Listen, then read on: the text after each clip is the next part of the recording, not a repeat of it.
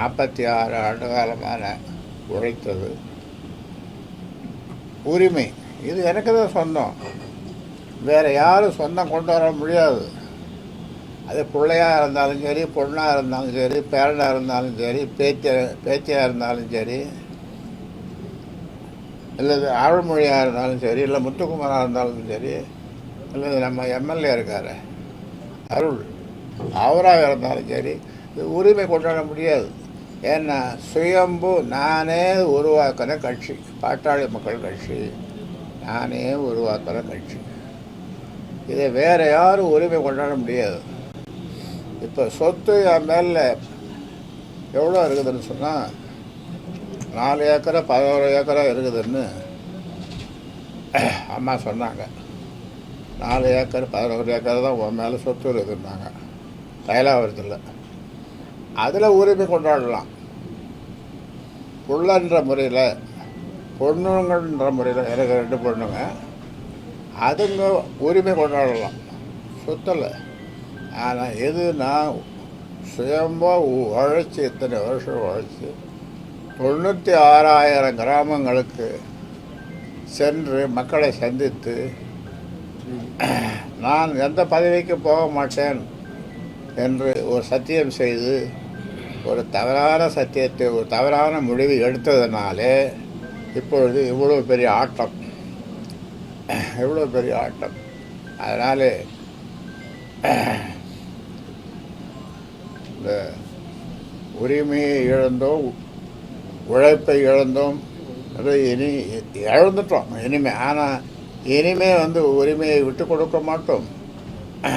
இனி இந்த உழைப்பு வீண் போகாது, மேலும் உழைக்க நான் தயாராக இருக்கிறேன்.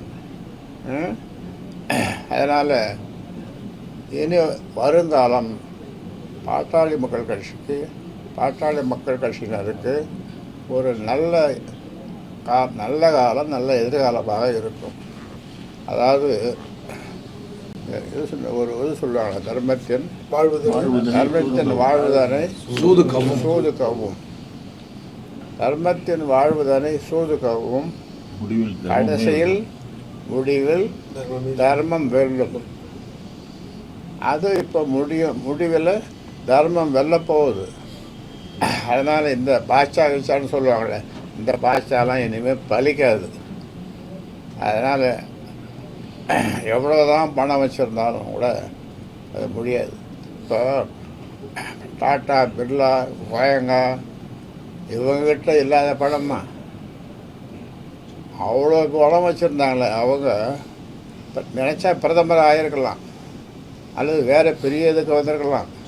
ஆனால் அவ்வளோ பணம் இருந்தாலும் அவர்கள் அதில் அவங்க நாட்டம் கொள்ளலை, அந்த பதவிக்கெல்லாம் போக விரும்பலை. அவங்க தொழிலில் முனைஞ்சாங்க, தொழில் நாணயமாக செய்தாங்க. அதனால் உங்களுக்கு பத்திரிகை மக்களுக்கு சொல்லிக்கொள்ள விரும்புகிறேன், பாட்டாளி மக்கள் கட்சிகளுக்கு சொல்ல விரும்புகின்றேன்.